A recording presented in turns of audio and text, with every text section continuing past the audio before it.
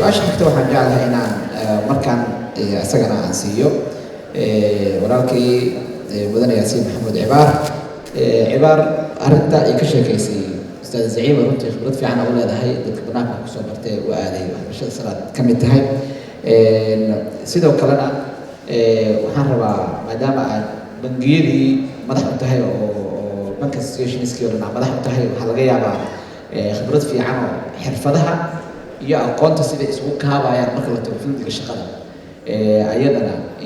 inaad wax naga dhahdo marka su-aasha ustaad Zaciim dhamaystirkeeda inta khibradaada ah iyo xirfaduhu sida ay muhiim ugu yihiin fildiga shaqada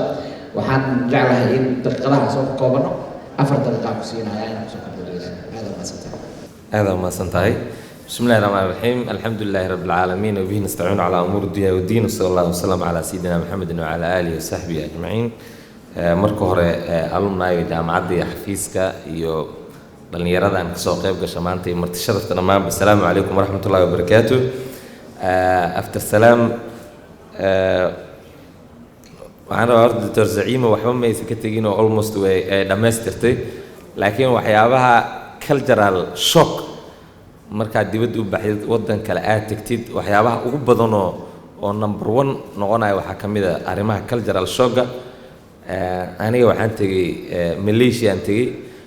Malaysia marka islaam waaye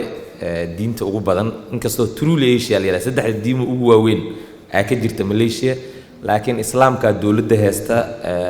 mataqaana shaaciirta islaamka wadan aad ugu sareeyo waaye markii aan tagay jaamacadda islaamiga aan tagay jaamacadda islaamiga marka aada shaafici waa waliba ayaka mataqaana madaahibta shaaficiga si haystaan isku mid aan ka nahay in badan oo kamid suufi u badan yihiin marka masaajidka markii la tago one of the challenges ugu horeysay annaka markaan meeshaan joogno dadka lugaha aad la isku dhijiyaa maaragtay istaw markii la yiraahdo safka la simaayo lugaha waa la isku dhijiyaa meeshaasna in lugta la isku dhijiyaa waxba taaba problem marka qofka marka lugta u dhijiso qaasisi kaaba waa ku dhijiso qaasisi kaaba marka challenges waxa waaye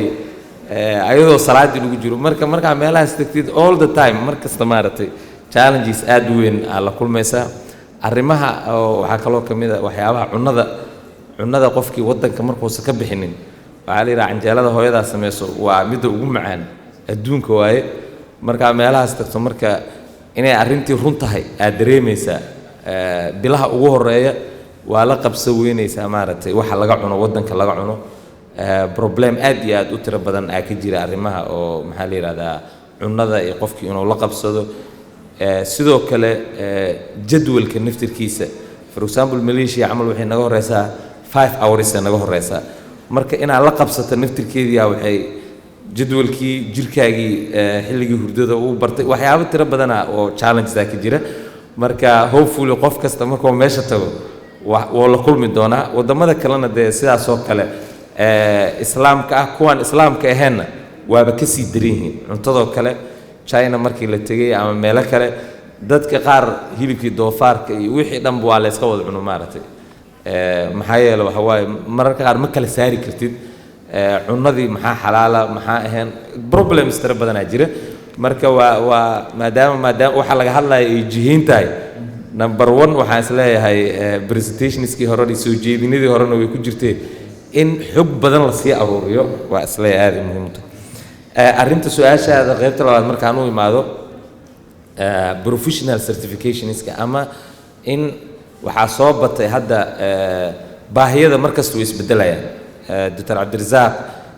iyo Dr. Abshakur iyo xilligii ay soo baranayeen 80skii jaamacadaha ka soo baxeen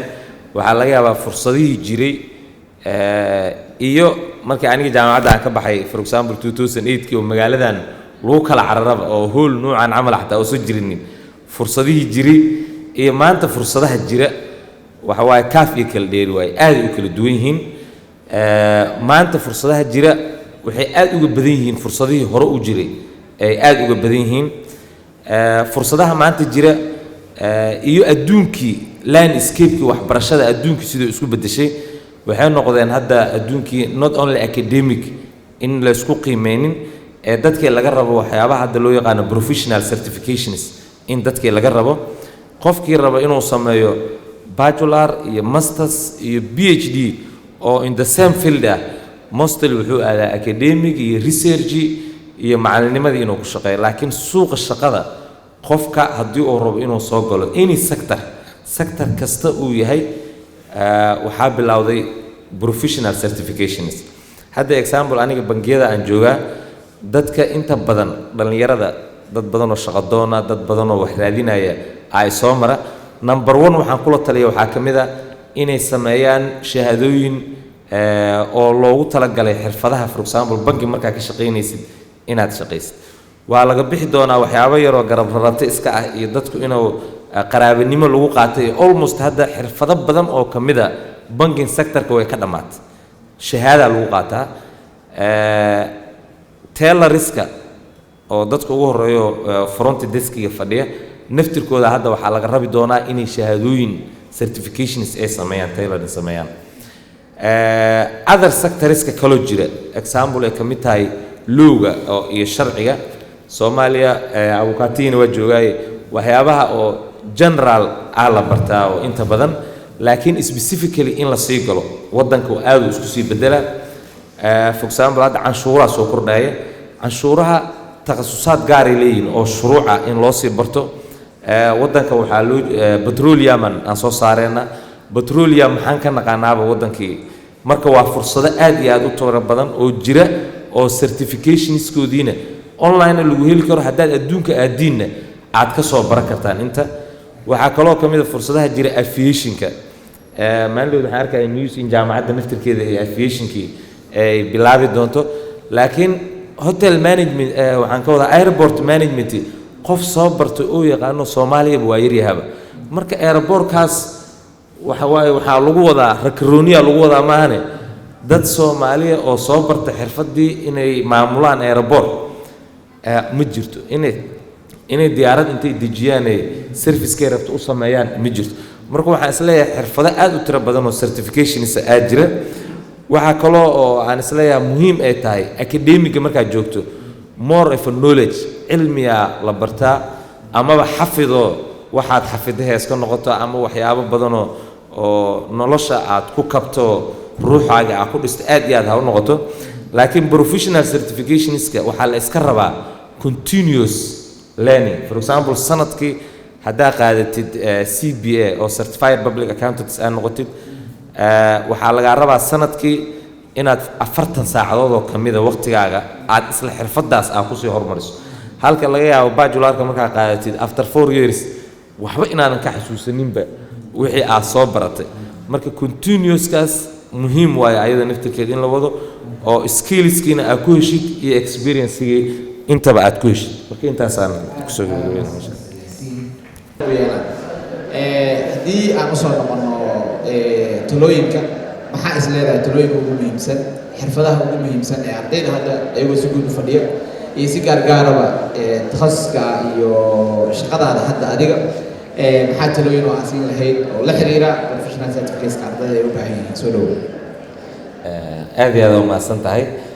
talooyin badanaa la bixiyay marka waxaan isleeyahay talooyinka ama ay ku bataan amaba ay qaarkood ka dhumaan ani marka waxaan rabaa horta inaan labo oo aan ku bilaabo intaanan u gelinin number 1 waxa waaye dad badanaa waxay ku guul dareysteen amaba masterka dibadaha u aadaan amaba maxaa la yiraahdaa professional certifications ka bilaabaan arrimaha luqadda la xiriir luqadda aad iyo aad muhiim u tahay aniga marka taladeeda koowaad iyo labaad iyo saddexaad waxaan ka wada dhigi lahaayba inaad luqadda aad meel iska saartaan aad wax ku baranaysid eedar ha ahaato ingiliishka ama af carabi ha ahaato luqadda aad wax ku baranaysid inaad articulation u sameyn karto inaad wax ku qori karto inaad aad wax ku soo gudbi karto luqaddaas inaad number 1 ka dhigato aniga galaasada markaa imaado marka qaar af ingiliishan ku hadlaa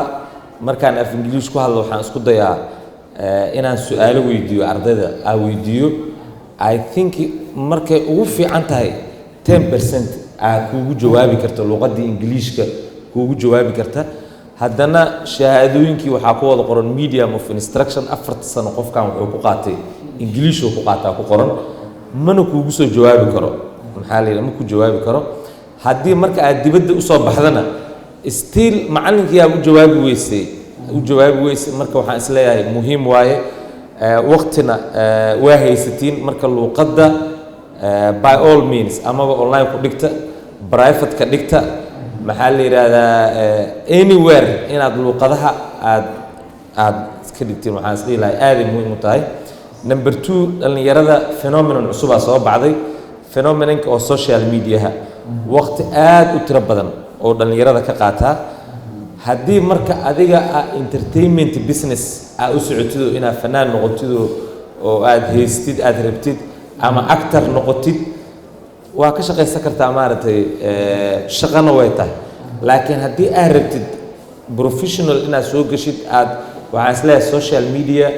ma aha inaad 6 hours 7 hours inuu maalintii waqtigaaga ka qaato ma aha marka inaad prioritizationka laga hadlayo maanta dhan aad samaysiin oo awliyaadkiina ay saxsanaadaan social media da update u galaysid ama aad xoogaa yar aad isleedahay 1 hour ha kaa qaato laakiin ka badanaysa marka intaasaan asriila aad muhiim u tahay